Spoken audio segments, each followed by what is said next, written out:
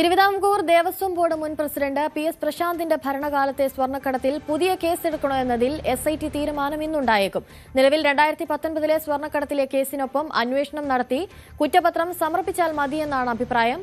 പുതിയ കേസെടുത്താൽ കുറ്റപത്രം വൈകുമെന്നാണ് വിലയിരുത്തൽ. ഡാനി ചേരുന്നുണ്ട് കൂടുതൽ വിവരങ്ങളുമായി. ഡാനി, ഇപ്പോൾ പുതിയ കേസെടുക്കാനുള്ള സാധ്യത അതെത്രത്തോളമാണ്? എന്തൊക്കെ പരിഗണിച്ചാകും ഈ ഒരു തീരുമാനത്തിലേക്ക് എസ്.ഐ.ടി എത്തുക? അതുപോലെ തന്നെ ഈ 2019 കേസിനോടൊപ്പം തന്നെ കുറ്റപത്രം സമർപ്പിച്ചാൽ ഉണ്ടാകുന്ന പ്രതിസന്ധികൾ അതെന്തൊക്കെയായിരിക്കും?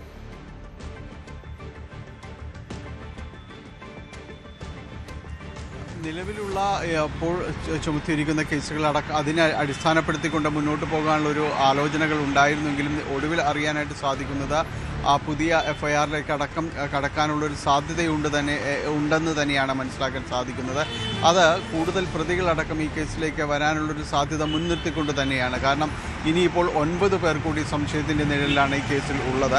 അതുകൊണ്ട് ഇവരിൽ പലരും തന്നെ പ്രതിപട്ടികയിലേക്ക് വരാനുള്ള മുഴുവൻ സാധ്യതയും നിലനിൽക്കുന്നുണ്ട്.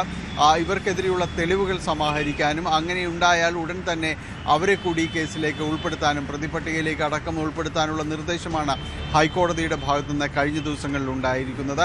കാരണം ഇതിൽ ആസൂത്രിതമായ ഒരു ഗൂഢാലോചന തുടക്കം മുതൽ തന്നെ ഉണ്ടായിട്ടുണ്ട്. അതിൽ പി.എസ്. പ്രശാന്ത് ഉൾപ്പെടെയുള്ളവർ, അവരുടെ ഭരണസമിതി, ഇവരെല്ലാം തന്നെ ഇതിൽ പങ്കാളികളായിട്ടുണ്ട് എന്ന നിഗമനത്തിലാണ് എസ്.ഐ.ടി ഉള്ളത്. ഹൈക്കോടതിയിൽ സമർപ്പിച്ച റിപ്പോർട്ടിലും ഇത്തരം കാര്യങ്ങൾ തന്നെയാണ് വ്യക്തമാക്കുന്നത്.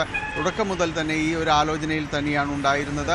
ഇവർ ഇവിടെ നിന്ന് സ്വർണം കടത്താൻ നിശ്ചയിച്ചുകൊണ്ട് കൃത്യമായ രീതിയിൽ തന്നെ ആസൂത്രണം ചെയ്ത് മുന്നോട്ട് പോവുകയും ചെയ്തു. അതുകൊണ്ട് ഇതിൽ നിന്ന് ആരെയും ഒഴിവാക്കാൻ കഴിയില്ല എന്ന രീതിയിൽ തന്നെയാണ് നിൽക്കുന്നത്. ബാക്കിയുള്ളവരെ കൂടി ഇതിൽ ഉൾപ്പെടുത്താനുള്ള സാധ്യതയുള്ളതുകൊണ്ട് തന്നെ പുതിയ ഒരു എഫ്ഐആറിലേക്ക് പോകാനുള്ളൊരു സാധ്യതയാണ് നിലനിൽക്കുന്നത്.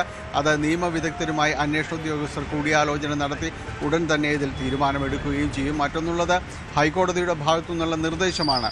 ഈ കേസ് ഇനി ഒട്ടും വൈകിക്കാനുള്ള ഒരു നടപടികളിലേക്ക് പോകാനായിട്ട് സാധിക്കുകയില്ല. അന്വേഷണം ഉടൻ പൂർത്തിയാക്കണം. അന്തിമമായ രീതിയിലുള്ള റിപ്പോർട്ട് ഉടൻ തന്നെ കോടതിക്ക് മുന്നിൽ സമർപ്പിക്കണമെന്നതടക്കമുള്ള കർശനമായ ഒരു നിലപാടാണ് കോടതി സ്വീകരിച്ചിട്ടുള്ളത്. അതുകൊണ്ട് തന്നെ ഈ കാര്യത്തിൽ പുതിയ എഫ്ഐആറിലേക്ക് പോകണമോ എന്നതടക്കമുള്ള കാര്യങ്ങളിലെല്ലാം തന്നെ ഉടൻ ഒരു തീരുമാനമുണ്ടാകും. ശരി, കൊച്ചിയിൽ നിന്ന് ഡാനിപ്പോളാണ് വിശദാംശങ്ങൾ നൽകിയത്. കൂടുതൽ വാർത്തകൾക്ക് news 18 Keralam YouTube channel subscribe ചെയ്യുക.